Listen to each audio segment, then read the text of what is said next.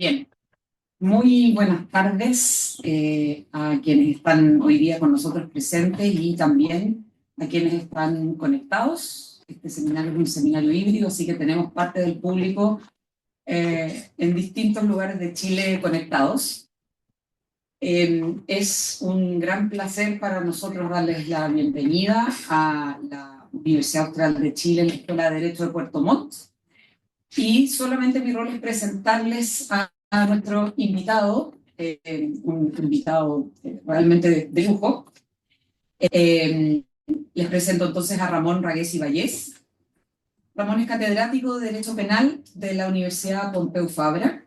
Es el director académico del Máster Universitario en Abogacía y Procura de la Universidad Pompeu Fabra Barcelona School of Management. Sus áreas de investigación son el derecho penal, la teoría del delito, la política criminal, la imputación subjetiva, la criminalidad corporativa y la prescripción.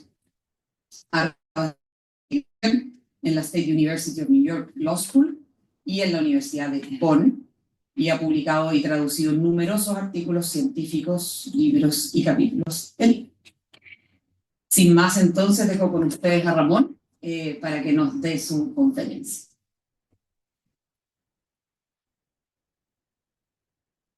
Buenas tardes a los presentes y a los que están en la distancia. La verdad es que para mí es un gran honor y una enorme alegría poder estar hoy aquí con todos ustedes, por haber conocido, ¿no? Haber tenido la oportunidad de conocer esta facultad y esta ciudad también, ¿no? Que es la primera vez que puedo visitar y que realmente pues, me está encantando todo, ¿eh? El entorno natural, que es impresionante, la gente, los colegas, la comida, la verdad es que están siendo unos días fantásticos, ¿eh?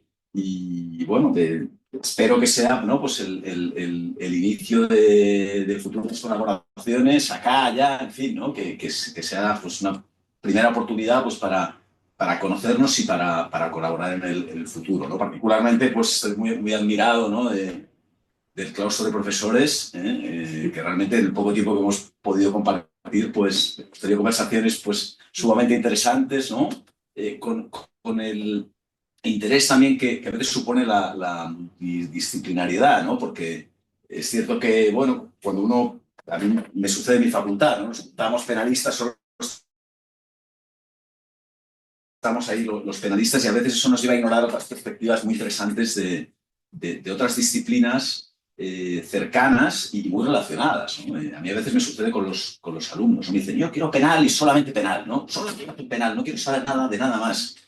Digo, bueno, pues usted se dedicará a defender violaciones y tráfico de drogas, ¿no? Porque por poco que usted tenga interés en temas de penal económico, en temas de corrupción o en otros temas, le va a acabar saliendo pues, el derecho civil, el derecho administrativo, ¿no? El derecho mercantil, pues por todas partes, ¿no? Con lo cual eso de yo solo quiero hacer penal es absurdo, ¿no? Yo creo que en un contexto en el que, bueno, pues colegas de distintas disciplinas pueden estar cerca y coincidir más a menudo, pues es muy enriquecedor también, ¿no?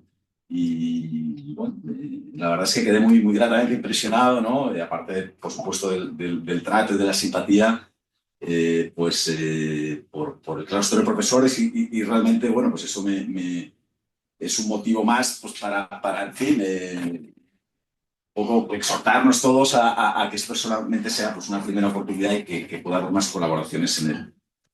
Así que muchísimas gracias pues por invitarme, particularmente a Bruno, claro, que él es el que lidera el proyecto y quien me sugirió venir hasta aquí pensando que era un gran sacrificio cuando no lo es, todo lo contrario. La verdad es que el viaje es largo, desde luego, pero compensa con creces, ¿no? Por lo que uno pues, está pudiendo conocer aquí, ¿no? Y disfrutar. Bueno, yo voy a hablar de si es posible el dolo sin conocimiento, ¿eh? Un tema que hace unos años la simple pregunta pues, podía casi ofender a alguien, ¿no? O si no ofender, pues al menos extrañar, ¿no? Es decir, pero ¿usted qué dice, no? Porque digamos que en lo que tiene que ver con la discusión jurídico-penal acerca del concepto de dolo, normalmente cuando uno lee un manual, lo primero que le dicen es dolo es conocer y querer, ¿no? Es conocimiento y voluntad. Es verdad que enseguida que uno profundiza se da cuenta que lo de la voluntad, algunos pues no creen en ella, otros aceptan que la voluntad en realidad es una voluntad como muy descafeinada, ¿no? Esto que llamamos la conformidad o la aceptación o la resignación. Pero en cambio lo que normalmente no había cuestionado nadie es que el dolor requiere conocimiento, es decir, que una persona que no sabe lo que está haciendo, que no es consciente del comportamiento que está llevando a cabo, esa persona claramente no puede actuar con dolor, ¿no? Y es en la discusión de los últimos 200 años, pues yo no conozco a nadie que cuestionara eso. Sí que se discutía sobre la voluntad. Pero es verdad que hace aproximadamente unos 25 años se empezó a cuestionar también el elemento del conocimiento. Algunos autores dijeron, pues es posible que haya casos de dolo o casos que merezcan al menos la pena del dolo, el tratamiento propio del dolo, sin que exista conocimiento, es decir, sin que el sujeto sepa, conozca, se represente que en su comportamiento concurren los elementos de un determinado delito. Esto se ha planteado en dos líneas, además, muy curiosas, ¿no? Por una parte, algunos autores en la tradición alemana pues, han empezado a dudar de que siempre el dolo requiera conocimiento, y por otra parte, otros, no diría autores, otros tribunales han importado una doctrina que es la doctrina de la ignorancia deliberada, la doctrina de la willful blindness del ámbito anglosajón, y han llegado más o menos a la misma conclusión, es decir, que puede haber casos de dolo sin conocimiento. La línea germánica, quien la empieza es Jacobs, ¿no? Jacobs empieza a publicar unos artículos a finales del siglo pasado donde dice, bueno, es que hay casos en los que una persona no sabe lo que está haciendo, pero cuando este no saber lo que tú estás haciendo obedece a un sumo desinterés, a una absoluta indiferencia, ¿no?, por el objeto protegido que tú estás lesionando, esa indiferencia que late detrás de este desconocimiento es igual de grave que el propio conocimiento. Es decir, no merece un tratamiento privilegiado, ¿no? El que no conoce porque no tiene ningún interés. Es lo que se llama en alemán la discusión sobre la ceguera ante los hechos. Es decir, aquel autor, aquel acusado que no ve, digamos, porque no le interesa, o porque no le importa, no ve un riesgo manifiestamente claro y sin embargo actúa, pues esa persona no merece ser tratado más benignamente por el derecho que el que realmente conoce lo que está haciendo, ¿no? Y hay un caso que los colegas argentinos han discutido mucho en los últimos tiempos, que es el caso de una paliza, ¿no?, de unos jugadores de rugby a la salida de una discoteca, un chico, ¿no? Eran 4 o 5, le dieron muchos golpes, patadas, lo acabaron matando. Y entonces algún autor dice, bueno, sería justo, por ejemplo, que si alguno de ellos, mientras estaba golpeando a la víctima, se hubiera representado el riesgo que creaba, le tratásemos por dolo, y en cambio a otro que, digamos, era tan bruto, si me permiten la expresión, que ni siquiera pensó en que podía matar a alguien, ¿no?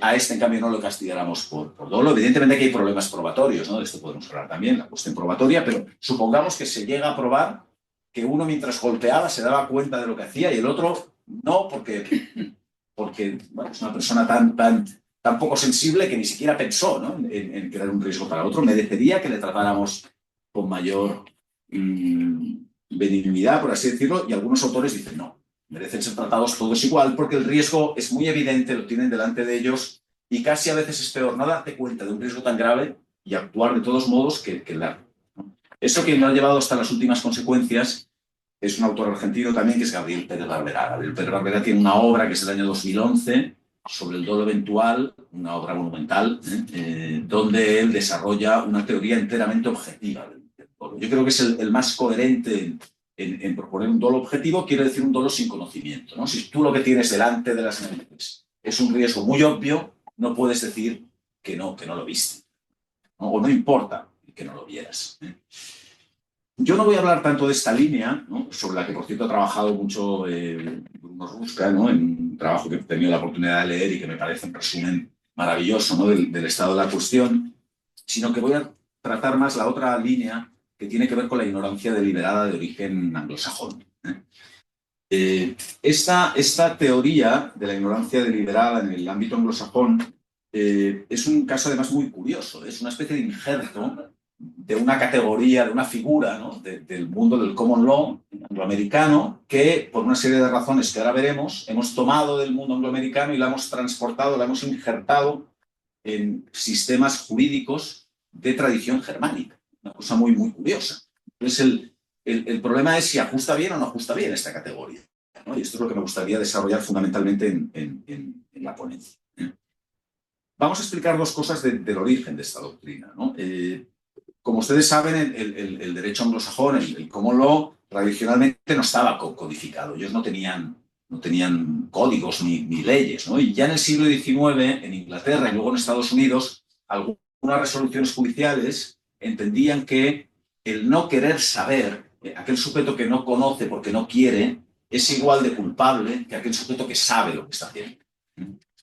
Hay una sentencia, por ejemplo, de la Corte Suprema de Estados Unidos del año 1899, que se llama SPUR, S-P-U-R-R, donde el Tribunal Supremo dijo que es igual de culpable el que no conoce porque no quiere conocer que aquel que efectivamente conoce.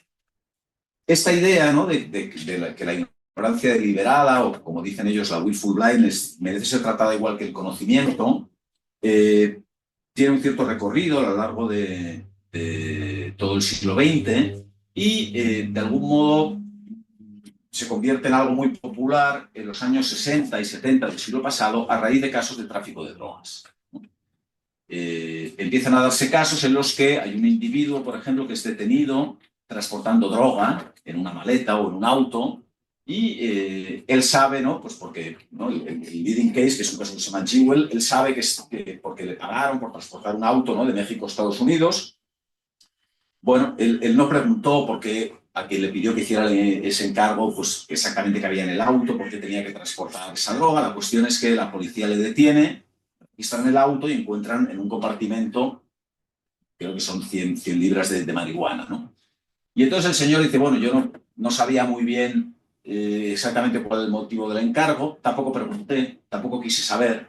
Entonces ahí los tribunales dicen, bueno, pues mire, el no haber preguntado, el no haber querido saber, no le va a suponer ningún privilegio, le vamos a condenar igual que si hubiera sabido que realmente dentro de el auto, en este compartimento secreto, ¿no?, pues había. Por tanto, bueno, pues el conocer y el no querer conocer deben tratarse aquí.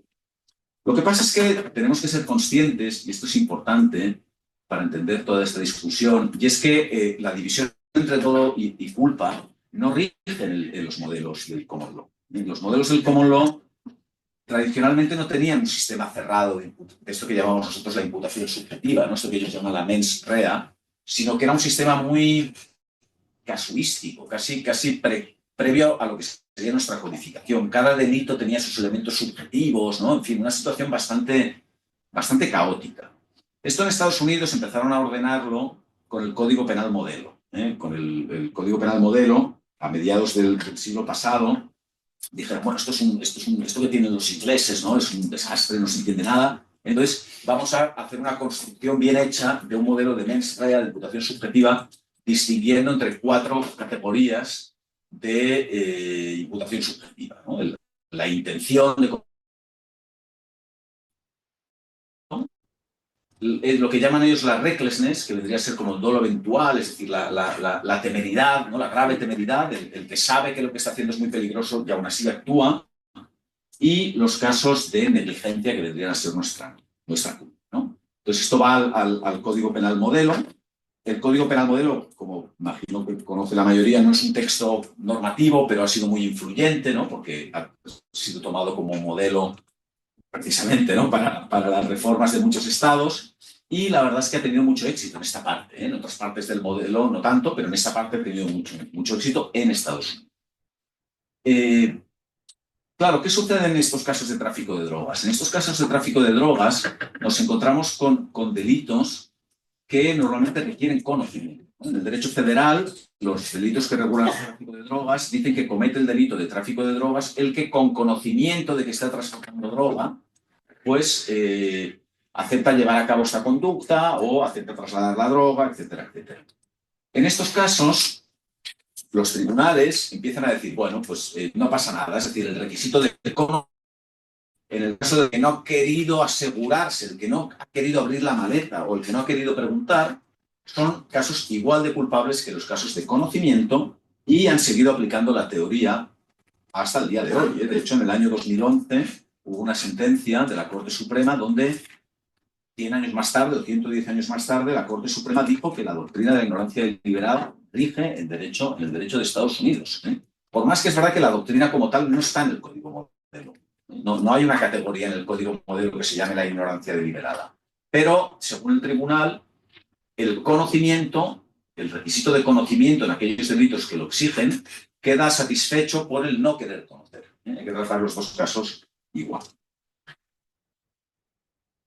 ¿Cómo llega esto a Europa? Pues llega a través de, o a Europa o América Latina, llega a través del Tribunal Supremo Español y yo creo que de los fiscales españoles, más que del Tribunal Supremo Español, ¿no? Hay una serie de fiscales en España que se empiezan a encontrar con casos precisamente de transporte de drogas y con casos de lavado de dinero también, ¿no? De personas que son detenidas transportando objetos.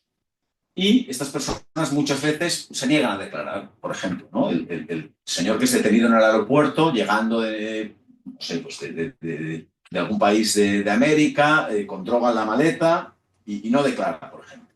O dice que no sabía pues, que en la maleta había droga, pero se niega a dar más detalles, ¿no? Aquí muchas veces los fiscales se encuentran con el problema de cómo probar el dolo, es decir, cómo probar que esas personas sabían que dentro de la maleta había droga, cuando realmente no tienen nada, ¿no? Tiene la parte objetiva del delito muy bien probada, hay una maleta, hay droga, pero el señor no declara, no saben qué señor es, saben que viene pues, de no sé dónde, no. Pero no saben nada más, ¿no? Entonces hay algunos fiscales que empiezan a esgrimir la teoría de la ignorancia deliberada. Dicen, bueno, este señor del que no sabemos nada, solo sabemos que traía 1 kilo de cocaína en la maleta, da igual, es decir, si no sabía es porque no quiso saber, es decir, porque no abrió la maleta o porque no preguntó, no importa. Es decir, lo tenía tan fácil para saber que estaba transportando droga que el hecho de que no lo supiera, primero, no nos lo queremos mucho, pero aunque fuera verdad, no importa. Es decir, como podía saber y si no quiso, si no supo es porque no hizo el esfuerzo, pues le vamos a condenar igual por doble.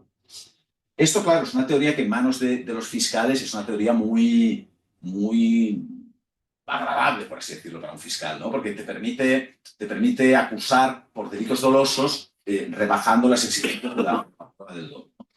Y el Tribunal Supremo Español lo empieza a comprar. Unas sentencias en el año 2000 que dice, pues bien, pues de acuerdo, pues correcto, adelante. Y entonces empieza a aplicar la teoría. Y la ha venido aplicando hasta el día de hoy. Es verdad que la aplica con unos ciertos vaivenes, unas ciertas incoherencias, no siempre la define igual, pero básicamente se puede decir que es doctrina consolidada en más de 300 resoluciones del Tribunal Supremo Español, la equiparación entre ignorancia deliberada y dolo. Aquí hay un caso que es el caso que se convirtió en más famoso, aunque no es del Tribunal Supremo, sino de la Audiencia de Barcelona, que es el caso de Messi. Supongo que Messi no necesita presentación. A lo mejor necesita presentación el caso. No sé si muchos conocen el caso. Messi, como muchos deportistas en España, por consejo de sus asesores fiscales, decidieron que todas las cantidades de dinero que cobraban por explotación de sus derechos de imagen, ¿no? Es decir, porque se imprima Messi en la camiseta o en una taza de café o yo qué sé, en un póster, ¿no? Bueno, pues todos esos derechos, esas cantidades que son muy importantes, para pagar menos impuestos en España, las iban a ceder a unas sociedades que estaban en paraísos fiscales. Entonces firmaban un contrato de cesión de explotación de los derechos de imagen y esas sociedades eran las que cobraban y, claro, no pagaban por prácticamente nada por los ingresos que obtenían explotando esos derechos. Hay un momento que en España la Hacienda Pública dice, mire, esto es un cuento, esto es una simulación, es decir, esta sociedad que usted ha constituido en las Islas Caimán, pues no tiene personal, no tiene nada, es decir, es un buzón en un despacho de abogados, ¿no? No tiene estructura, no hace nada, esto es una pura simulación, la actividad es una actividad personal que se desempeña en España y por tanto usted tiene que pagar impuestos en España y claro, cuando hablamos de sí, estamos hablando de muchísimo dinero. Y bueno, pues usted ha cometido un delito fiscal durante todos los años en que cobraba a través de estas sociedades. ¿Cómo se defiende el jugador? Bueno, el jugador se defiende diciendo, mire, yo en realidad desde que yo era un niño, todo esto lo llevó mi papá. Mi papá se ocupaba de todo porque era ilegal representante. Luego, cuando yo ya fui mayor de edad, le di poderes para que hiciera lo que quisiera. Él tenía sus asesores, que era gente pues, muy bien pagada y supuestamente muy brillantes, ¿no? En el conocimiento del derecho tributario. Luego ya se vio que no tanto, pero de entrada, pues gente muy solvente, ¿no? Entonces, yo me dedico a jugar a fútbol. A mí me decían, firma acá, yo firmaba, firma allá, yo firmaba. Yo iba al notario, no entendía nada, había que firmar, firmaba. Pero, es decir, yo realmente no sabía, no tenía capacidad, no tengo estudios, no tengo formación para entender exactamente lo que estaba pasando, estos contratos tan complicados. De alguna manera, la defensa lo que hacía era ofrecerle a la acusación la cabeza del papá, digamos, ¿no? Condena al papá, pero no condena al jugador. Porque de alguna manera yo creo que tenían miedo al daño reputacional, ¿no? Ellos pensaban que si condenaban al jugador, eso iba a ser un daño terrible para su imagen y también un daño económico, porque los patrocinadores iban a huir de él, cosa que luego se demostró, por cierto, que no tenía nada que ver, ¿eh? Es decir, que la gente cuando él iba a declarar al tribunal, la gente iba a aplaudirle. Sí, sí. Y realmente, bueno, esto, un colega mío siempre pone el ejemplo y dice, Siemens tiene fama de ser una de las empresas más corruptas del mundo, porque sobornó a funcionarios en no sé cuántos países. Pero si mientras sus lavadoras laven bien la ropa, la gente va a continuar comprando Siemens. Porque cuando compras un producto, salvo a muy pocas personas, a la gente realmente lo que le interesa es que ese producto funcione, ¿no? Entonces, a la gente lo que le interesa de Messi es que marque goles para su equipo. Mientras marque goles, la gente le va a aplaudir, pague o no pague los impuestos, ¿no? Solo a lo mejor algunas personas muy particulares van a dejar de aplaudirle porque no pagara, ¿no? Entonces, bueno, no sé si de triste, pero es así, digamos, o fue así por lo menos en este caso. Entonces, bueno, la defensa decía en realidad que el jugador no tenía dolo, él no sabía, condenen al papá, pero no le condenen a él, porque él no conocía. ¿Qué dijo el tribunal a propuesta de la acusación? Bueno, la acusación esgrimió la teoría de la ignorancia deliberada. Dijo, bueno, es verdad que el jugador no sabía, pero no sabía porque nunca tuvo ningún interés en conocer, nunca preguntó, nunca se interesó, nunca se reunió con los asesores. En la notaría pues podía haberle preguntado al notario, oiga, esto de las Islas Caimán, ¿qué es? ¿No? ¿Esto que estoy firmando, de qué se trata? ¿No? En fin, podía haberse informado acerca de estos contratos si hubiera tenido el interés por conocer.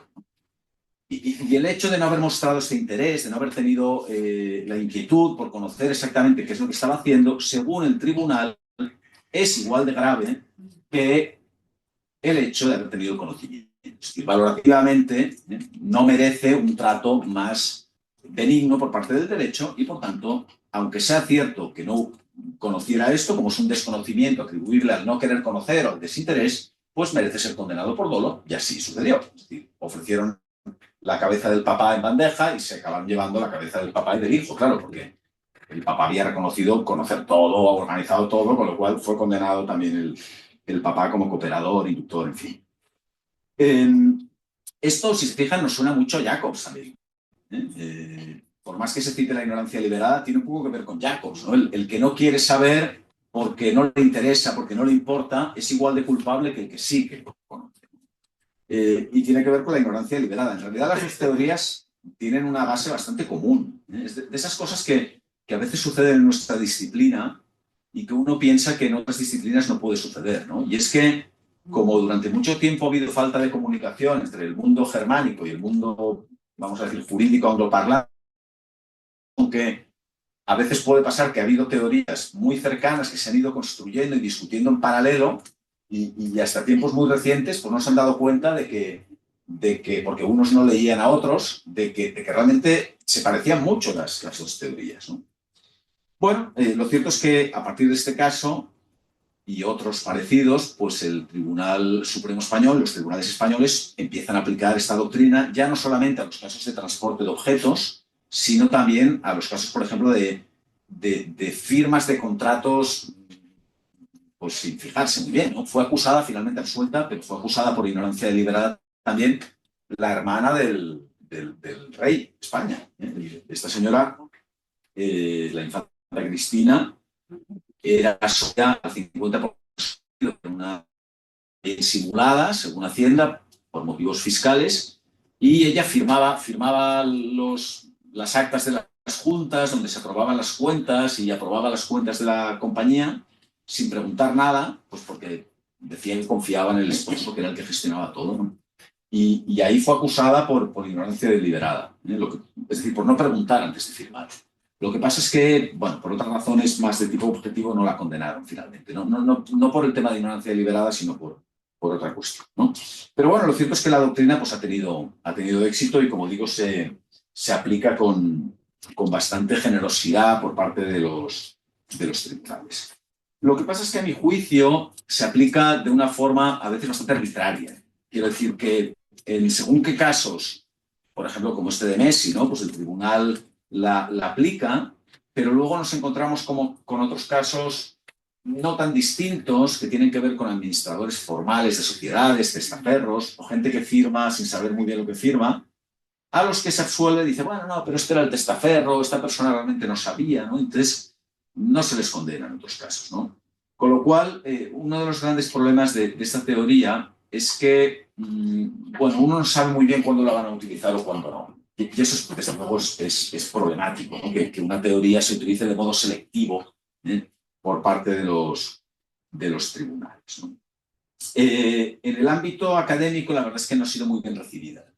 La mayoría de autores que han escrito sobre ella han sido muy críticos. Dicen, es que no puede ser esto de que al que no sabe lo que está haciendo y al que sí lo sabe les tratemos igual. Por más que haya una decisión en origen de no conocer, no merecen el mismo tratamiento, ¿no? Sobre esto podemos discutir después, ¿no? De hecho, algún autor, incluso alguna sentencia, ha llegado a decir que esta categoría no puede aplicarse en derecho español porque esto es algo así como una contradictio in terminis. Es decir, lo de yo soy un ignorante deliberado, yo no quiero saber lo que estoy haciendo, en la práctica es algo que no puede pasar. Es decir, que normalmente si yo no quiero saber lo que estoy haciendo es porque ya sospecho que eso probablemente sea ilegal, ¿no? En el caso del tráfico de drogas, normalmente el sujeto, ¿por qué no pregunta o por qué no abre la maleta? Pues no abre la maleta o no pregunta porque ya sospecha que probablemente habrá drogas. Y entonces prefiere, de alguna manera, decir, bueno, yo no quiero saber, ¿no? Prefiero no preguntar, ¿no? Eso es algo que a menudo hacemos todos a veces en la vida, ¿no? Es decir, es verdad, ¿no? Prefiero no saber, no me cuentes nada, ¿no? Ese es un tipo de... uy, he recibido un email el sábado por la mañana, cuando empieza el fin de semana, ¿no? Uno dice, uy, tengo un email aquí de, no sé, del rectorado, ¿no? No lo voy a abrir, no lo voy a abrir hasta el lunes, porque me vuelo malas noticias, ¿no? Ese tipo de actitud, ¿no? De decir, no quiero abrir esto, en realidad no es porque no sospechemos lo que puede haber ahí, ¿no? Sino que, bueno, no queremos asegurarnos, no queremos estar al 100% convencidos o seguros de que eso pues, ha sucedido, que hay una mala noticia, digamos, y entonces, pues, preferimos no confirmarlo, pero ya contamos con un conocimiento inicial que en derecho continental, y esto es importante, a menudo se considera que ya basta para el dolo eventual, ¿no? En el caso del señor de la maleta, decimos, bueno, pues este señor tradicionalmente tenía dolo eventual. No estaba seguro al 100% de que hubiera droga, ¿de acuerdo? No estaba seguro al 100%, pero como ya sospechaba de una forma bastante fundada que podía haber droga, esto ya nos basta para aplicar la categoría del dolo eventual. No podríamos encontrar otros ejemplos, ¿no? Pues el que tiene relaciones sexuales con un adolescente, ¿no? Y no le pide la documentación, ¿no? O no le pregunta exactamente, ¿no? ¿Cuántos años tienes? ¿No? Pero que se da cuenta de que, en fin, puede estar aquí en Chile, son 13, 14, ¿no? Creo. La edad de consentimiento sexual. Y, bueno, tendrá 13, tendrá 14, pero en fin, ahí está, ¿no? Bueno, pues en esos casos, tradicionalmente hemos condenado por dolo eventual. Ya por lo menos creo que acá también se ha condenado por dolo eventual, ¿no? En temas de lavado, es decir, en muchas de estas situaciones realmente el dolo eventual ya basta, ¿no? Entonces hay autores que dicen, no hace falta la teoría de la ignorancia deliberada porque ya tenemos el dolo eventual en nuestro sistema. Por tanto, estos casos lo que tenemos que hacer es reconducirlos al dolo eventual y, bueno, pues condenar con arreglo el dolo eventual, pero claro, el dolo eventual requiere un cierto grado de conocimiento. Hay que probar ese mismo conocimiento que es necesario para el dolo eventual, que podemos llamar, dicen algunos, representación de la posibilidad de que haya droga, representación del riesgo de que haya droga, en fin, terminológicamente podemos encontrar expresiones distintas, pero todas vienen a decir que tiene que haber una sospecha fundada. Si hay una sospecha fundada y se puede demostrar, eso basta ya para el dolo eventual. Por tanto, muchos autores dicen esto es innecesaria esta teoría. Es innecesaria porque el dolo eventual ya nos cubre todos estos casos. Lo que pasa es que yo no tengo tan claro si nos cubre todos los casos. Es decir, muchos ciertamente yo creo que los abarca, pero luego hay otros casos en lo que es más discutible que el dolo eventual lo resuelva, y yo no tengo tan claro que esos casos no merezcan la pena del dolo. Les voy a poner un ejemplo, a ver qué les parece. Supongamos que hay una persona que decide que no quiere saber nada de la administración pública, ni de la administración de justicia, ni de nada que tenga que ver con el Estado. Una especie de superácrata, ¿no? Que dice, bueno, yo todo lo que venga del Estado no quiero ni saber, ¿no? Y esa persona decidiera, no sé acá en Chile, pero en muchos países cada vez es más frecuente que las notificaciones, por ejemplo, oficiales se hagan por email, ¿no? Es decir, el Estado te comunica por email, ¿no? Entonces esa persona decidiera, por ejemplo, habilitar el filtro este de spam, ¿no? Para que cualquier mensaje proveniente de la administración de justicia, de la administración pública, directamente nunca llegara a ingresar en su bandeja de entrada y directamente eliminara esos mensajes, ¿no? Supongamos también que esa persona, al cabo de 1 año, 2 años, 3 años, 4 años, recibiera algún tipo de notificación por parte de la administración, ¿no? Un requerimiento, por ejemplo, de colaboración con la administración de justicia, aportando documentos, o, por ejemplo, le comunicaran, no sé si acá es delito, allá sí, le comunicaran que ha perdido su permiso de conducir por infracciones reiteradas, ¿no? Por pérdida de puntos. Acá tienen permiso por puntos, ¿no? En España, cuando cometes muchas infracciones, te restan los puntos y te retiran el permiso. Y allá conducir sin permiso, no sé si acá es delito, allá es delito conducir sin permiso, acá también. Bueno, pero te tienen que comunicar que has perdido el permiso. Si tú no sabes que has perdido el permiso, pues no hay dolo, ¿no? Entonces, en teoría no te pueden condenar. Y allá los boletines estos oficiales, las comunicaciones por edictos, ¿no? que se suelen utilizar, se ha dicho que eso para el dolo no basta, ¿no? Tiene que haber una comunicación personal. Entonces, supongamos que esa persona pues, recibe el email comunicándole que se le ha retirado el permiso, pero como habilitó X años antes el filtro, ese mensaje nunca llega a entrar, por tanto, nunca lee el mensaje. Hay versiones más antiguas, más tradicionales del mismo caso, ¿no? El que da instrucciones a sus empleados, lo que pasa es que hoy en día la gente cada vez tenemos menos empleados, ¿no? El que da instrucciones a sus empleados para que se nieguen, por ejemplo, a recoger cualquier tipo de notificación que llegue, ¿no? Con el cartero, ¿no?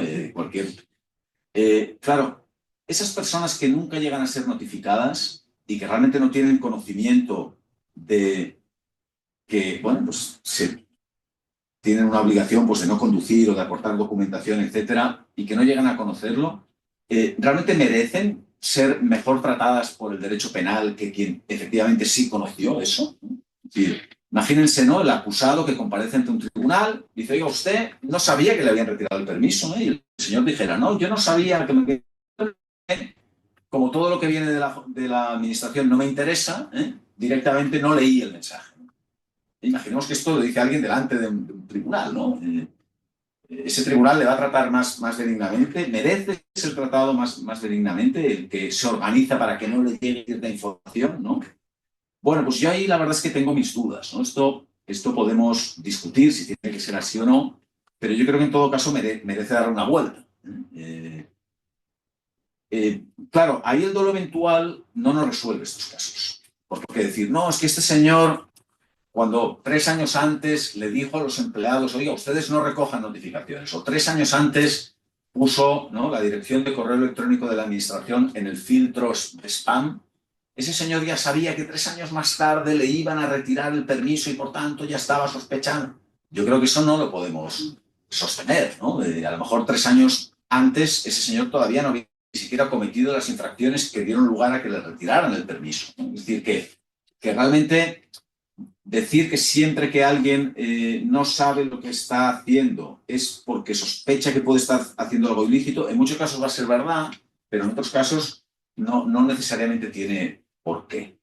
Y estos casos yo creo que son los verdaderamente problemáticos, ¿no? Hay autores que dicen, bueno, no pasa nada porque estos casos son infrecuentes y entonces como son casos muy infrecuentes, pues no los condenamos y tampoco son del mundo. Lo que pasa es que, bueno, un poco yo creo que debe ser por mi formación pues como más sistemática, decir, bueno, ya, pero oiga, pero tenemos que encontrar una solución justa, ¿no? Es verdad que, bueno, pues si hay que absolver, al final se absuelve y no pasa nada porque no son todos los casos, pero intentemos encontrar la solución correcta. Intentemos encontrar una solución correcta para estos casos que al mismo tiempo no nos lleven a construir una ignorancia deliberada muy amplia, es decir, donde prácticamente cualquier situación en la que alguien decide no conocer, ya debamos sostener que eso es todo. Pongo otro ejemplo, donde probablemente vamos a decir aquí seguramente no tiene que haber todo. No sé cómo funciona acá, pero allá es bastante frecuente que una vez al año nos llamen de la secretaría de la facultad y nos digan, oiga, profesor, tiene que firmar las notas. Entonces uno se va allá con un bolígrafo y le traen una lista así de larga, donde están todas las notas de todos los alumnos y uno empieza a firmar. Las notas que el personal de la administración ha puesto a partir de los exámenes, ¿no? Es decir, uno le da unos exámenes o le da un Excel, ¿no?, a la administración rellena el documento oficial, lo que llamamos allá las actas, y uno firma. Y claro, uno firma sin mirar, porque si uno dice, no, voy a mirar las actas con los exámenes al lado, paralizaría la secretaría. O, por ejemplo, en los tribunales de justicia, ¿no? Allá, los tribunales de justicia, cuando están compuestos por 3 personas, que es bastante frecuente, normalmente hay un magistrado que es el que conoce el caso. Es el ponente, ¿no? Allá lo llaman ponente también, o el relator, o, ¿no? Allá normalmente hay uno que es el que estudia el caso, el que lee toda la documentación y cuando uno va a la deliberación explica un resumen del caso, ¿no? Dice, bueno, este caso va de esto, tal, yo propongo este, ¿no? Hay una figura parecida en la Corte de Apelaciones, hay un relator, pero que no es ministro, no es parte del tribunal, digamos. Pues allá es un miembro del tribunal. Es un miembro del tribunal que leyó el recurso, estudió el caso y propone la solución a los demás. En el 90 y pico % de los casos, los demás están de acuerdo. Pero es verdad que los demás magistrados no revisan toda la documentación. No revisan, no dicen, trae para acá el expediente que quiero verlo, ¿no? Eso incluso está mal visto, ¿no? Dice, bueno, no te fías de mí. Claro. En Barcelona hubo un caso hace relativamente ¿cuántos años? Unos 20 años, sí, en el que un magistrado engañó a los otros. Les dijo, mire, este delito, traigo un caso de un delito que está prescrito porque los hechos pasaron en el año 2010. Y entonces, pues han pasado más de X años, está prescrito. Y los otros magistrados dijeron, pues sí, los hechos pasaron en el 2010, sí, está prescrito, totalmente de acuerdo. ¿Dónde hay que firmar? Y firmaron. Resulta que los hechos no habían sucedido en el 2010, sino que habían sucedido en el 2011 y no estaban prescritos, ¿no? Con lo cual, engañó a los otros dos y los otros dos firmaron. Claro, en un caso así, si nos fijamos bien, tanto en el caso del que firma las notas como en el caso del tribunal, hay sujetos que actúan como ignorantes deliberados, ¿no? Es decir, yo podría decirle a la secretaria de la facultad, un momento, ¿no?, que se pare la secretaría, voy a verificar nota por nota, examen por examen antes de firmar. Yo podría hacer eso, podría obtener asegurarme, ¿no?, comprobar esa información. O en el tribunal, los otros dos magistrados podrían haber dicho, un momento, usted dice 2010, quiero ver el expediente para asegurarme de que es 2010 y no otro año, ¿no? Podría hacerse. Lo que sucede es que si hiciéramos esto, paralizaríamos la universidad, paralizaríamos la administración de justicia y aún sería más lenta de lo que suele ser. Es decir, a menudo nos encontramos en la vida con que delegamos actividades o repartimos el trabajo. Cuando uno delega o cuando uno trabaja en equipo, a menudo para que esa delegación o ese trabajo en equipo sea eficiente, uno tiene que renunciar a conocer todo. Porque si uno quiere conocer todo, esa delegación o ese trabajo en equipo ya es ineficiente, ¿no? ya es disfuncional. Si yo tengo que verificar todo lo que hacen mis colegas, ¿no?, cuando estoy en una comisión y no nos podemos repartir el trabajo, vamos a trabajar todos pues 5 veces más o 10 veces más, ¿no? Entonces, necesariamente dividir el trabajo quiere decir fiarse del otro o renunciar a obtener ciertos conocimientos a partir de lo que el otro te dice. Y eso, si nos fijamos bien, responde a una estructura también de ignorancia deliberada. Es decir, yo podría pedirle a mi colega de tribunal, déjame ver el expediente. Y no lo hago, es decir, renuncio a obtener esa información. Yo podía decir, un momento, quiero ver los exámenes con las notas. Yo renuncio a hacer eso.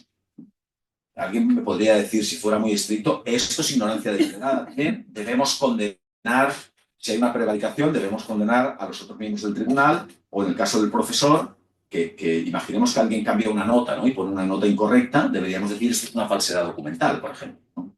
Dolosa. Y nadie está dispuesto a llegar tan lejos, ¿no? Entonces aquí un poco el punto difícil es decir, bueno, ¿en qué casos sí y en qué casos no?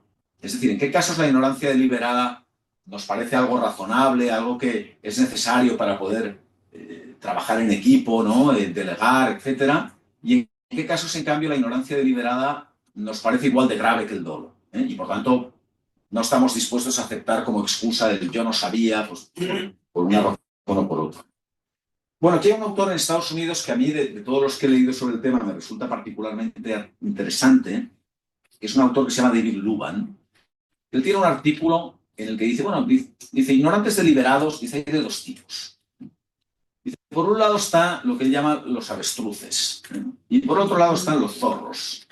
Dice, los avestruces son los que se encuentran con algo que no acaba de gustarles, que creen que no tal, y prefieren cerrar los ojos, ¿no? Meter la cabeza, que es falso, por cierto, ¿eh? Lo de los avestruces no es verdad eso. Es una leyenda, digamos, no es cierto. Pero prefieren cerrar los ojos ante una realidad que sospechan que no les va a gustar. Estos sujetos, dice Luban, no merecen la misma valoración moral o jurídica que puede merecer el que efectivamente conoce lo que se quiere, ¿no? No es igual de grave. Otra cosa es que les podamos castigar por negligencia, ¿no? Pero no equiparando esto al conocimiento. Él no habla de dolo porque es Estados Unidos, ¿no?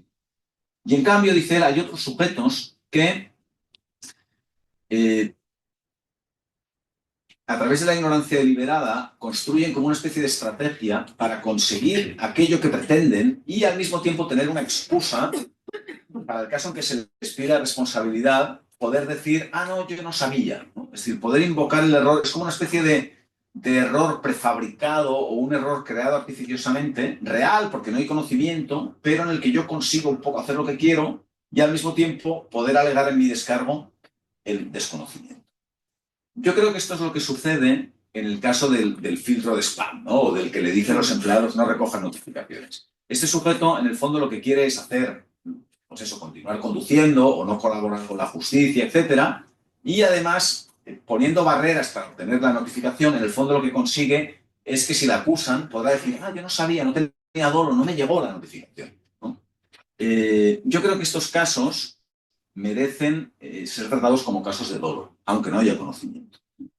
Yo ahí sí que admito que la doctrina de la ignorancia deliberada puede tener un cierto papel, pequeño, muy residual si quieren, pero que hay ciertos casos en los que el sujeto es igual de responsable, pese a no conocer, que los casos de dolo.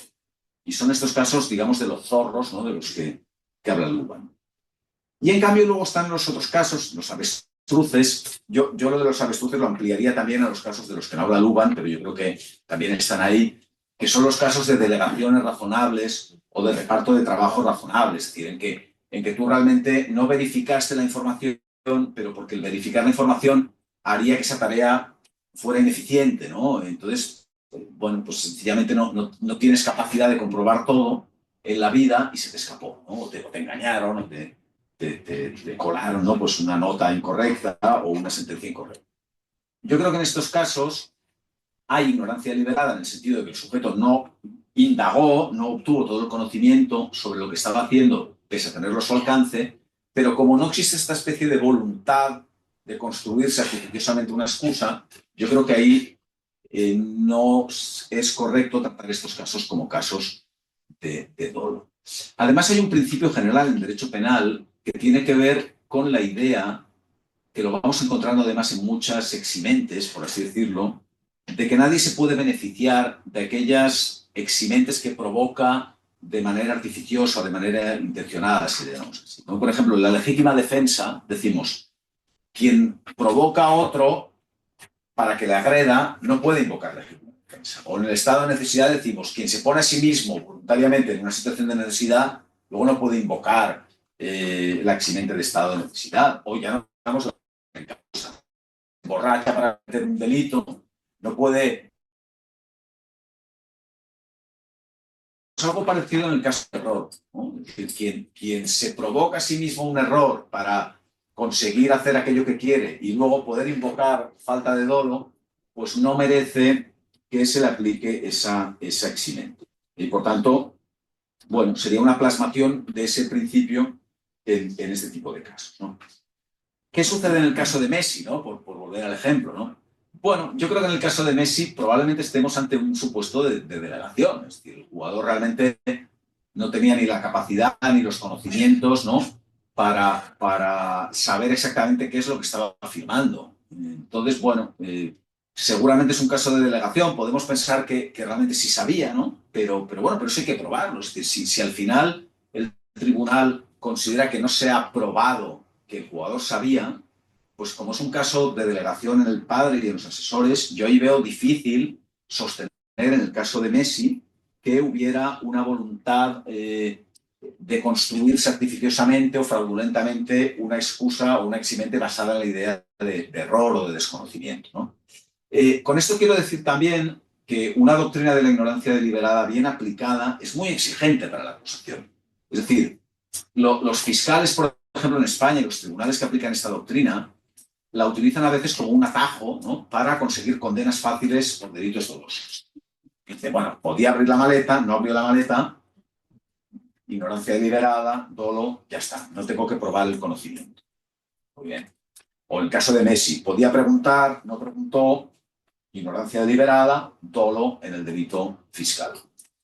Pero es que si realmente nos creemos la doctrina de la ignorancia deliberada, no basta con el desconocimiento o con la ausencia de prueba del conocimiento. Hay que estar en condiciones de probar que ese desconocimiento obedece a una previa decisión intencionada por parte del sujeto, ¿no? Incluso la realización a veces de actos concretos para que ese conocimiento no me alcance, ¿no? Y eso hay que probarla. Es decir, no basta con acreditar o no acreditar la ignorancia. Eso es fácil. Más bien, la ignorancia es algo que no hay que probar el conocimiento, no la ignorancia. La ignorancia se prueba por sí sola, porque normalmente la alega el sujeto. El propio sujeto dice, yo no sabía, con lo cual ya está probada la ignorancia. ¿De acuerdo? Eso ya lo tienes probado, pero tienes que probar que esa ignorancia es deliberada. Y ahí es donde vienen las dificultades. Es decir, una teoría de la ignorancia deliberada bien aplicada es una teoría exigente con la acusación. Lo que no puede ser, como a veces sucede en la práctica en España, es una especie como de atajo, de decir, bueno, pruebo la ignorancia y con esto ya condeno por dolo. Eso es preocupante porque ahí sí que estamos ampliando el concepto de dolo enormemente. En el caso del tribunal o en el caso del profesor que firma las notas, deberíamos condenar por dolo. Yo creo que eso es algo que en fin, que nos parece seguramente desmesurado, supongo, pues a la mayoría, ¿no? Entonces, bueno, por ir concluyendo, ¿no? Cuando a mí me dicen, oye, es que usted en España pues es el que ha defendido la ignorancia deliberada. Y digo, un momento, no corra tanto. Yo estoy en contra y he criticado muy duramente la teoría de la ignorancia deliberada como la aplican los tribunales en España.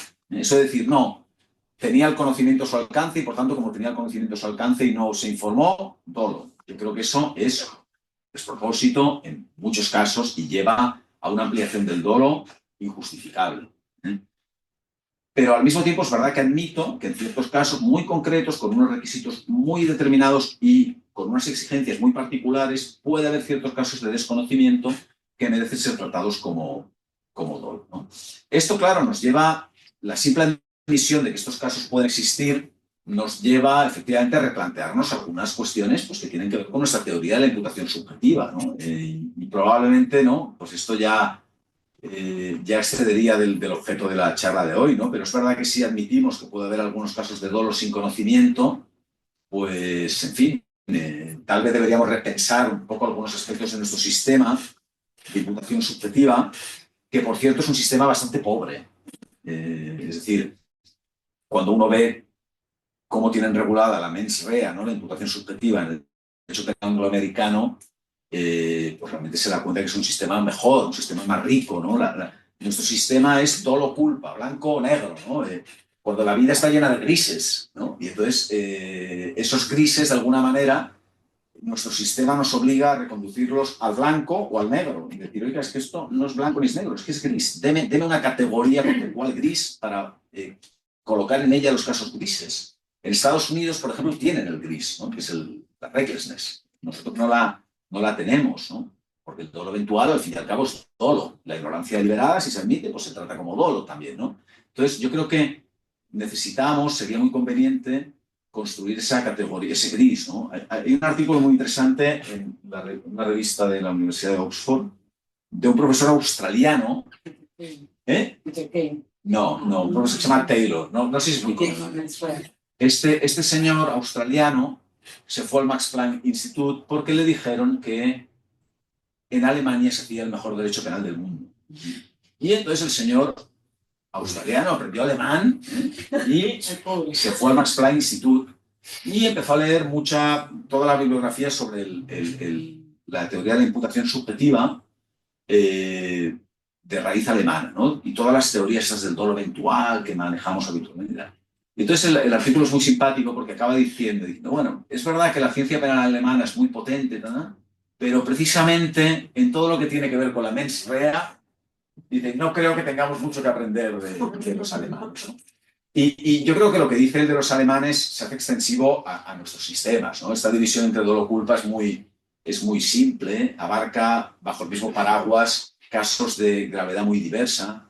Y en el fondo estos casos de ignorancia deliberada, seguramente los de dolo eventual, probablemente lo que requerirían es, bueno, pues algún tipo de figura intermedia, pues más grave que la imprudencia, pero seguramente pues más leve en sus consecuencias que los casos de dolo, si por dolo entendemos el supuesto de intención, ¿no? De voluntad de cometer un delito, que es el ejemplo paradigmático con el que los manuales suelen empezar, ¿no? Entonces, bueno, esa es una propuesta, claro, de lege ferenda. Los legisladores normalmente están más interesados en otros temas que no en reformular el sistema de imputación subjetiva, pero yo creo que si algún día se cometiera una reforma de este tipo, pues sería en beneficio de todos y sobre todo en beneficio de los propios jueces, porque a veces uno se encuentra con los tribunales que se encuentran con casos difíciles, ¿no? Que tienen que decidir si hay dolo, si hay culpa. El dolo se castiga con una pena grave, la culpa a lo mejor no se castiga o se castiga con una pena mucho más baja. Y esa es una decisión a veces dramática, ¿no? Es decir, y en cambio, si hubiera categorías intermedias con marcos penales intermedios, eso le restaría dramatismo a la situación, ¿no? Por tanto, bueno, yo creo que el hecho de que constatemos que puede haber casos de dolo sin conocimiento, de alguna manera sería un motivo más, entre otros, para replantearnos nuestro sistema, ¿no? No sé si esto lo vamos a ver alguna vez, pero bueno, habría que ir trabajando, creo yo, en esa dirección, ¿no? Y en fin, nada más, creo que será muy interesante poder debatir con todos vosotros estas ideas. Gracias.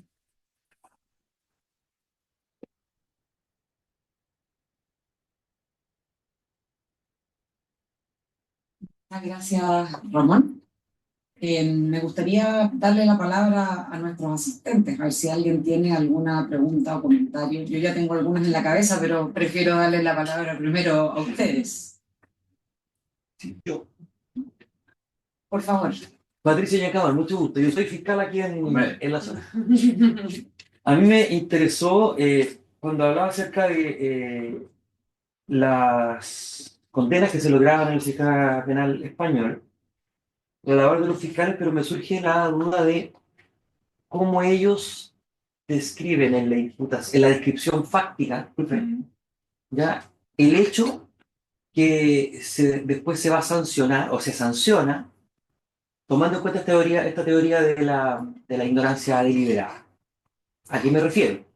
En nuestro sistema se aplica un principio que lo más probable es que sea igualmente en España, de que la sentencia condenatoria y los hechos y circunstancias de la condena no pueden ir más allá de la acusación que efectuó la Fiscalía. Esto, principio de congruencia, ¿cómo se le llama? Entonces, en España, los fiscales describen la conducta sancionada. Por ejemplo, Sí. el caballero, el imputado, transportó 2 kilos de droga en una maleta y fue suspendido en Barajas, ¿cierto? Y eso es lo que después se sanciona y el conflicto o la discusión acerca de esta ignorancia deliberada es parte de la prueba, simplemente, o describen esta posición, ¿cierto?, anímica del imputado en el hecho que se describe. Sí, los hechos, lo que llamamos nosotros el escrito de acusación, el fiscal dirá, pues el ciudadano fulanito de tal, proveniente del vuelo no sé qué de la ciudad de tal, fue detenido con una maleta portando 1 kilo de cocaína, pureza y cristal, siendo consciente de que estaba la droga en el interior de la maleta o no habiéndose interesado en conocerlo por no haber preguntado quién se la dio. Entonces lo formulan en términos que a veces son alternativos, ¿no? Es decir, normalmente no apuestan todo a la ignorancia deliberada, sino que dicen, bueno, o conociendo o pudiendo conocer, ¿eh? Y no queriendo conocer. Entonces, formulan nuevamente relatos alternativos. Por ejemplo, en el caso de la hija del rey, del anterior rey, de la hermana del actual rey, decía, pues esta señora, sin interesarse en si la empresa estaba pagando bien sus impuestos o no, firmó durante no sé cuántos años las cuentas de la sociedad sin preguntar, ¿no?, pues si se estaban cumpliendo las obligaciones fiscales o no. Entonces, sí, eso lo suelen formular en el relato de hechos y, claro, es lo que lleva luego a la fundamentación jurídica, decir, bueno, pues esto es un caso de ignorancia deliberada porque esta señora firmaba las cuentas y no preguntaba antes al marido, ¿no?, que era el administrador, pues exactamente si se estaban pagando los impuestos, no se estaban pagando. Pero sí que tiene que estar en el relato de hechos porque además ha habido una serie de pronunciamientos del Tribunal Europeo de Derechos Humanos a raíz de una serie de cuestiones que ahora sería largo explicar, pero el Tribunal Europeo de Derechos Humanos ha condenado a España bastantes veces por atribuir a lo que se llama la prueba del dolo, el juicio de inferencia sobre el conocimiento, los elementos subjetivos, la naturaleza de argumento jurídico y no de argumento fáctico. Y el Tribunal Europeo de Derechos Humanos ha dicho, no, los hechos psíquicos, el conocimiento, la intención, todo esto son hechos y por tanto deben ser tratados como hechos, no como derecho. Porque en España lo que hacían los tribunales era, para admitir más fácilmente los recursos, decían que era una cuestión jurídica. Entonces, a usted, por ejemplo, le condenaban por un delito culposo y la acusación podía recurrir y ser condenado en segunda instancia o en casación incluso por un delito doloso. Porque el Tribunal Supremo a lo mejor decía, no, pues yo creo que, de acuerdo con los indicios, sí había conocimiento. Entonces le condenaban a uno en segunda instancia. Y el Tribunal Supremo decía, es que esto no son hechos, son valoraciones jurídicas. Todo lo que tiene que ver con los juicios de inferencia subjetiva son juicios de naturaleza jurídica. Y el Tribunal Europeo de Derechos Humanos dijo, no, esto es una cuestión de prueba de hechos internos, pero de hechos. Y por tanto, no es susceptible de revisarse en contra del acusado en un recurso. Y tiene que constar en los hechos propios. Entonces sí que está ya muy bien. No basta con decir conocía o no podía menos que conocer. No, sí, hay que sí. además describir por qué no podía menos que conocer y probarlo. Conociendo o no habiendo querido asegurarse, por ejemplo, no sé, se pueden utilizar fórmulas diversas, ¿no? Pero sí que normalmente lo ponen en el relato de hechos, sí. Porque ellos ya están pensando, los fiscales, en que se aplique en que si no consiguen una condena por el dolo tradicional, consigan la condena por ignorancia deliberada. Entonces,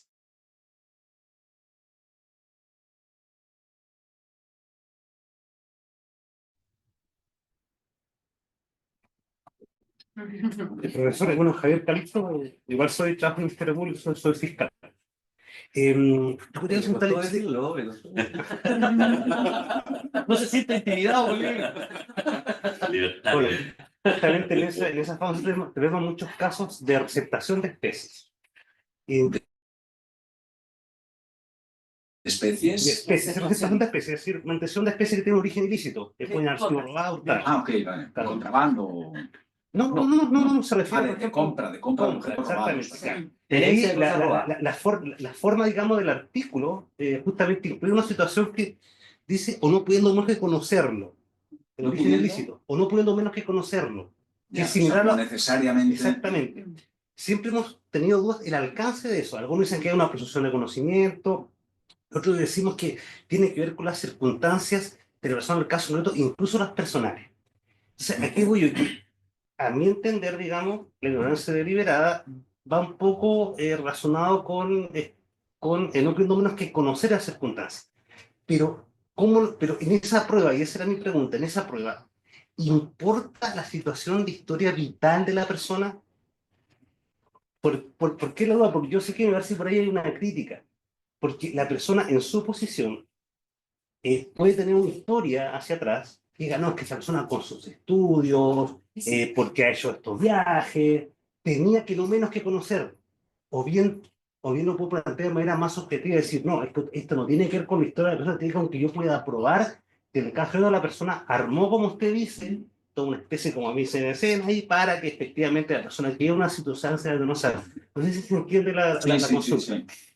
Ahí tenemos algunos delitos formales parecidas. Las hay también en derecho penal internacional, ¿no? Con casos de responsabilidades superiores por crímenes cometidos por inferiores, ¿no? Es decir, hay casos en los que no poder no conocer, es decir, no es creíble. Yo creo que esas reglas tienen una naturaleza entre sustantiva y probatoria, ¿no? Vienen a ser como reglas de no credibilidad. Es decir, que usted conozca tanto que que no sea creíble el desconocimiento, ¿no? Sí que se parecen un poco a casos de ignorancia deliberada, pero falta la segunda parte, ¿no? Falta la exigencia de que ese desconocimiento sea atribuible a un propósito del sujeto, ¿no? Yo ahí más bien tendería a decir que, bueno, que seguramente esas reglas es una forma un tanto discutible de regular supuestos más bien de dolo eventual, tengo la sensación, ¿no? En las que sencillamente los indicios son tan claros que una alegación de desconocimiento no es creíble. Es decir, usted tenía una información tan evidente de que eso era robado delante de sus narices que no me creo que no lo supiera. Yo creo que va más por ahí. Es decir, un tema en el fondo de conocimiento, desconocimiento. Claro. No, profesor, y el tema de recurrir a temas de la historia vital de la persona para poder probar que efectivamente hay ignorancia deliberada. O sea, más que trayectoria vital, para la formación del sujeto, Claro, ¿no? por ejemplo, Sí. digamos. Bueno, yo creo que sí, que la capacitación profesional, los estudios, la actividad a la que uno se dedica puede ser un indicio a tomar en cuenta para el dolo, ¿no? Puede ser creíble que una persona que no se dedique no sé, por ejemplo, al mundo de la joyería, pues no sepa exactamente un anillo o una piedra preciosa qué valor tiene, ¿no? Porque pues esa no es mi actividad, ¿no? Pero en cambio esa alegación hecha por un joyero profesional, ¿no? Es decir, ¿no? Una persona que se puede probar que compró una piedra preciosa muy valiosa por un precio muy barato, ¿no? A lo mejor un lego en esa materia nos podemos creer que realmente no supiera que esa piedra tenía tanto valor, ¿no? Y en cambio, si el acusado es un joyero profesional, pues eso no va a ser creíble, ¿no? No sé, en temas a lo mejor de contrabando de especies animales, ¿no? Pues un poco lo mismo, ¿no? Si es alguien que se dedica a ese ámbito concretamente, ¿no? Pues no va a ser creíble que no sepa que ciertas especies está prohibido su tráfico, ¿no? Yo creo que sí que es un indicio importante, claro. Más que la trayectoria previa, la formación que tiene esa persona, ¿no? Porque al final la formación, los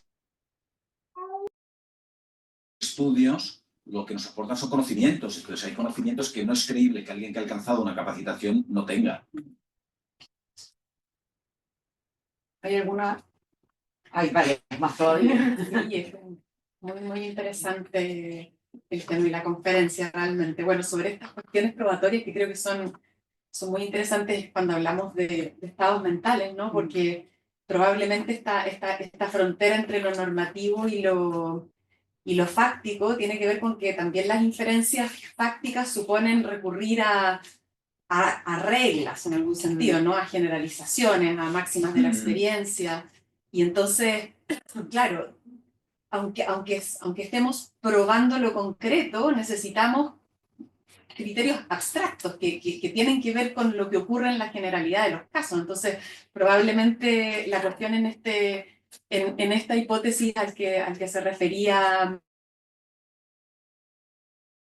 la pregunta anterior, ¿no? Tiene que ver con cuando hay, digamos, datos que no tienen que ver con el conocimiento directo, pero con circunstancias en las que, de acuerdo a nuestras máximas de la experiencia y generalizaciones, quien está en esa situación no es creíble que no crea, ¿no? Debiera haber creído.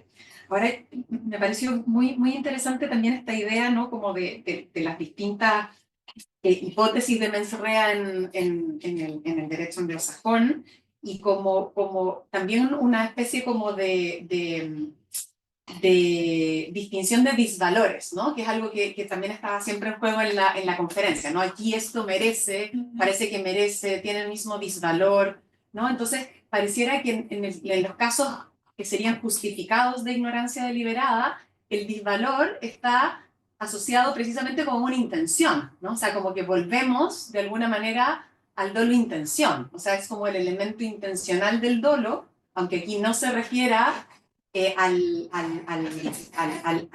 contenido propio del hecho delictivo, sino que a esta decisión previa de construir esta excusa, ¿no? Esta estrategia para no saber. No sé si te parece Sí, sí. esa reconstrucción, o sea, si hay un disvalor asociado a la intención. Sí, es... Y eso es lo que lo asimila en el fondo al dolo, al otro componente, como Exacto, podríamos decir, del... sí. O sea, eso es además lo que permite que la teoría sea compatible con el principio de culpabilidad. Es decir, en el momento del hecho nos falta el conocimiento, pero vamos a buscar un déficit previo de motivación que tiene que ver con los actos, ¿no? ¿Cómo dice este Sark? Utiliza una expresión, los actos de impedimento o la colocación de barreras para que la información no me llegue, y compensamos la falta de conocimiento con ese déficit motivacional que constatamos previamente, ¿no? Los alemanes o Jacobson hacen un poco lo mismo, ¿no? Dicen, bueno, no hay conocimiento en el momento del hecho, pero lo que hay es una indiferencia que explica ese desconocimiento, que expresa un déficit de motivación igual de grave, ¿no? Esta mañana comentábamos con Bruno un caso que me parece brillante, muy divertido, de Duff, que dice, a ver si se explica bien el caso, si no me corriges, ¿no? Imaginemos el caso de un señor que es hoy a las 12 de la mañana tenía que ir a la iglesia para casarse, y se fue a tomar cervezas con los amigos y se le olvidó que hoy se tenía que casar. ¿Qué le va a molestar más a la novia? Este olvido, porque se fue a tomar cervezas con los amigos, o el caso en el que, sabiendo que se iba a casar, dijera, pues no voy. Pues Duff dice esto, dice, es igual, merece una valoración moral no muy distinta, ¿no? Porque desde luego, dice, incluso puede ser peor, ¿no? La novia o el novio se puede sentir igual de menospreciado por el hecho de que incluso olvidó que hoy nos casábamos, ¿no? Es decir, le importo como ser humano, como persona, como pareja, le importo tan poco que olvidó el día de nuestra boda, ¿no? Entonces, efectivamente hay determinados desconocimientos que, cuando en la génesis de ese desconocimiento hay un déficit motivacional, sea por indiferencia, sea por intención muy grave, bueno, pues eso denota una actitud hacia, en este caso del ejemplo, hacia la pareja, ¿no? Porque eso no es ningún delito, pero cuando es una conducta perjudicial para otro, hacia el interés lesionado, que según estos autores, pues hace que el hecho sea igual de grave, ¿no? Es decir, que no merezca ser tratado más benignamente. Y a mí me parece interesante, ¿no? La idea de que las personas que le importan tampoco los demás, que no se dan cuenta cuando están molestando, ¿no? Eso es una actitud que yo a veces veo, no sé, en el transporte público, gente que hace ruido, gente que molesta y que no se da cuenta que molesta, ¿no? Dices, bueno, pero esta persona, no sé, realmente lo que está expresando es que le importan tan poco a los demás que ni siquiera se da cuenta de que los molesta, ¿no? Entonces, ¿merecen ser tratados mejor? Yo creo que probablemente no. Bruno, ¿tú querías preguntarle? Sí, bueno, me gustó mucho la exposición, Ramón, y bueno, yo he leído también tu trabajo y tu discusión ahí en la revista Discusiones, con Luis Greco y otros profesores, y nada, me parece muy sólida tu postura. Y yo confieso que los casos de ignorancia y libertad todavía no tengo una intuición clara, digamos, sobre cuál es la correcta, pero un poco en aras de polemizar, digamos, un poco Claro, yo me preguntaría intuitivamente, bueno, esto que vos planteaste con el caso de DAF, si es igual el flaco que simplemente pone en el spam todas las notificaciones del Estado, que el que la ve y dice, bueno, yo ya no tengo más carne, salgo a manejar sin carne, ¿no? Bueno, si intuitivamente nos parece lo mismo o no. A mí me genera dudas, no estoy seguro. Pero claro, basta con que haya alguna diferencia, nos parece un poquito más grave el que sabía que no tenía carnet y salió a manejar, para que esto muestre que el conocimiento está haciendo como una diferencia en nuestros juicios de reproche. O sea, alguien podría decir, mire, el novio que se olvidó la boda, se olvidó de casarse, hizo efectivamente algo malo y reprocha, pero el que se dio cuenta y dijo, no, me quedo tomando, bueno, quizás hizo algo peor, un poco peor. ¿Y por qué es peor? Alguien podría decir, creo, reconstruyendo como el mainstream, este sentido, diría, bueno, porque la distinción es blanco y negro entre culpa y dolo, porque decidir o no decidir es blanco y negro. Uno puede decidir robar o no decidir robar, puede decidir evadir impuestos o decidir no evadir. Pero en esto no hay como medias tintas.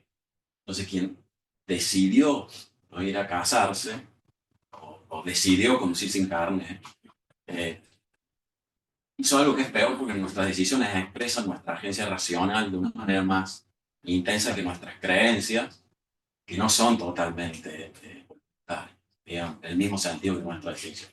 Claro, no sé si todo esto funciona.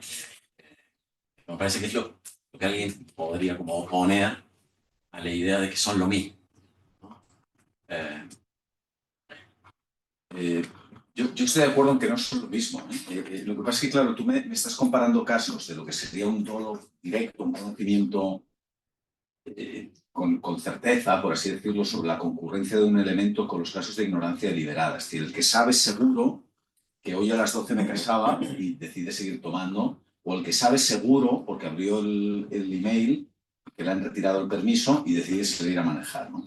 Ahí estaríamos ante casos de dolo directo. Y yo creo que esos casos probablemente merecen un reproche mayor o, en términos penales, un castigo mayor, una mayor responsabilidad que los casos de ignorancia deliberada. Lo que pasa es que yo creo que, claro, esa comparación tenemos que cambiarla un poco y hacerla con los casos en los que no hay una seguridad, sino que hay una cierta duda, un cierto conocimiento, pero que no llega a la seguridad, ¿no? Por ejemplo, yo veo un mensaje de la administración en la bandeja de entrada. Sospecho que puede ser que me retiraran el permiso, pero no estoy seguro y prefiero no abrirlo. Y salgo a manejar. Bueno, este caso ya se parece más al de la ignorancia deliberada, ¿no? Porque realmente el sujeto no tiene una seguridad, ¿eh? No es como el caso del que abrió el email, ¿no? Entonces, yo incluso me atrevería a decir que, de acuerdo, en este segundo caso también podríamos discutir que haya una mayor responsabilidad que en el caso de ignorancia deliberada, ¿no? La cuestión estriba más bien si en los casos de ignorancia deliberada, es decir, hacer la comparación por abajo, no por arriba. No sé si me explico. Hacer la comparación primero entre ignorancia deliberada y dolo eventual y luego entre ignorancia deliberada y lo que viene por abajo, que en muchos delitos es la impunidad directamente. O la culpa, que tiene una pena mucho más leve, ¿no? Entonces, claro, el problema con el que yo a veces me encuentro, lo que me da que pensar en estos casos, es decir, nosotros en derecho estamos dispuestos a aceptar que el error, que el desconocimiento, incluso que la negligencia, llamémoslo así, es algo que descarga de responsabilidad al sujeto, ¿no? El yo no sabía, el yo no me di cuenta, el yo hice esto pues, mal, por descuido, eso parece que nos resta responsabilidad. La duda es si en este caso, vamos a hablar de los zorros, ¿no? Por utilizar la terminología de Luban, si realmente este es un sujeto que se equivoca, o es un sujeto que ejecuta algo mal, o que denota impericia. Y a mí me convence bastante lo que dice Luban en estos casos, decir, no, es que este tipo es, al contrario, es un tipo especialmente listo, porque no solamente logra hacer aquello que quería, que era manejar el auto, sino que además tiene una excusa guardada en el bolsillo para que cuando le pidan responsabilidad pueda decir, yo no recibí la notificación, yo no sabía. Entonces, él dice, en estos casos, tratar estos hechos como casos de negligencia, pues probablemente sea otorgarles un privilegio que no merecen, ¿no? Entonces, bueno,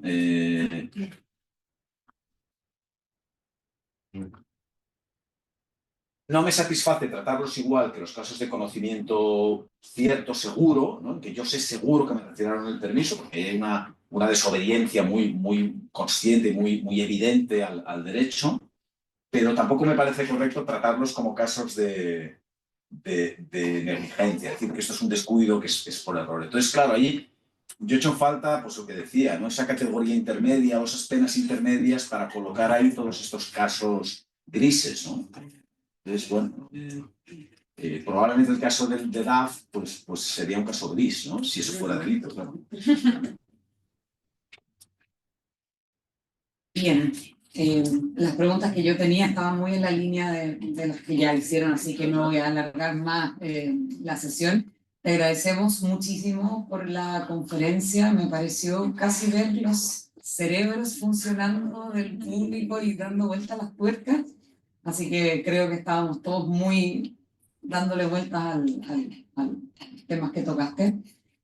Así que bueno, muchas gracias de parte de toda nuestra escuela, de parte de la facultad y como bien dijiste al comienzo, esperamos que no sea la última vez que te tenemos por acá. Y dicho lo anterior, entonces los invito a todos los presentes aquí a la sala que está inmediatamente al lado de la sala de reuniones a compartir un café y podemos seguir discutiendo ahí. Muchas gracias a ti, muchas gracias a todos. Gracias.